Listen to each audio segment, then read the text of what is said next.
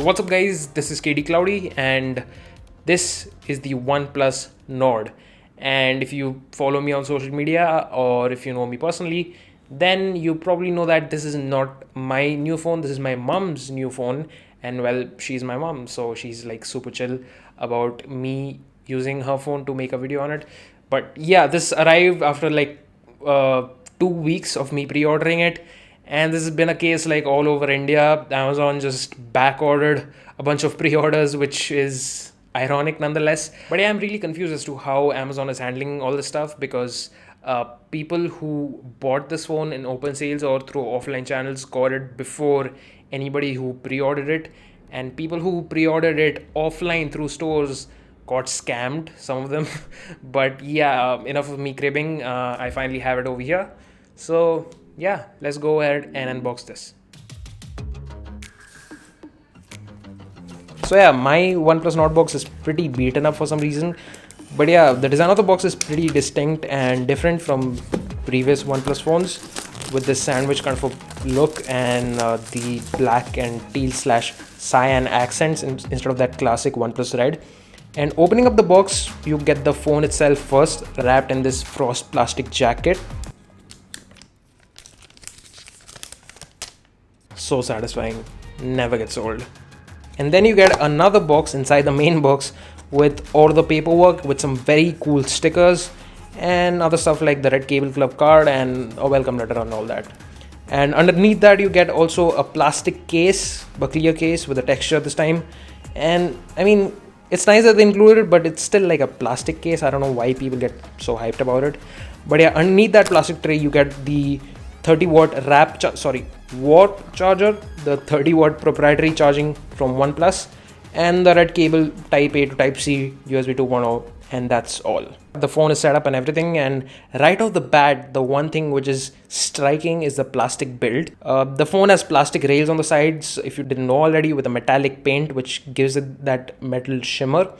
And I mean, it's totally fine. Budget and mid-range phones do it all the time, but it does not feel super premium as a metal phone would, since it doesn't have that texture, that, robustness of a metal build, and it's just missing that cold touch feel of a metal phone. But you know what? That's totally fine.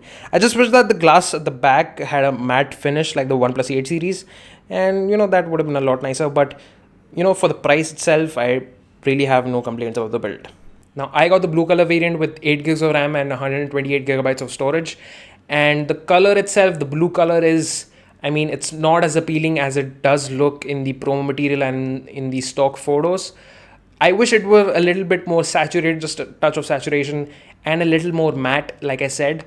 But yeah, the color is not really a big deal. It definitely looks a lot better than the gray model. But yeah, it's a personal preference. Honestly, the exact shade of blue they're using looks like a an off glacial green variant. Like, take that glacial green color from the OnePlus 8 series and like just mess up the white balance, and it's gonna totally look like the OnePlus Nord blue. But yeah, jokes apart, let's talk about the size of the phone, which was again pretty striking.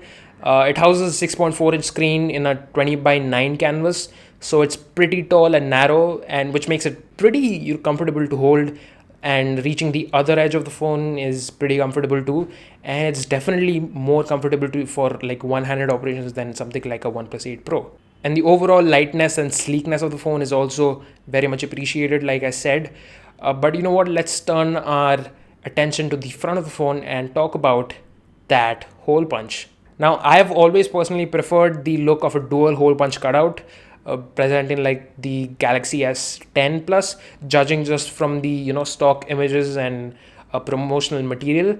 But honestly, when you get to use it, when you actually put some content on the screen, the dual hole punch cutout takes a lot of space in the status bar. Honestly, it pushes the clock to the side, and it barely leaves any room for any notifications, since the Wi-Fi, clock, and all the notification icons are so like squeezed and crunched in together.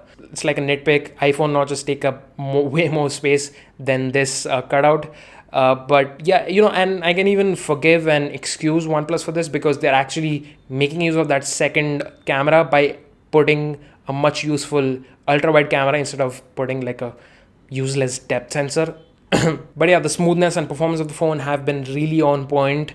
The 90 hertz refresh rate, the Snapdragon 675G, and Oxygen OS, all three of these guys in tandem provide for an awesome, very smooth experience on this phone. And like I've used it for like a day now, and performance wise, absolutely no complaints.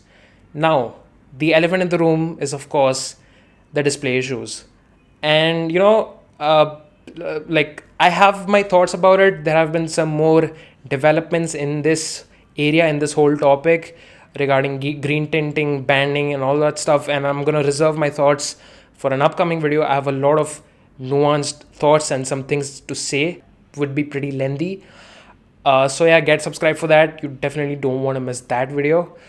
And yeah, in the forthcoming weeks, I will be testing various aspects of the phone, the camera, the display, obviously. And if you want me to check out anything in specific, if you have any questions, definitely leave them down below in the comment section down below.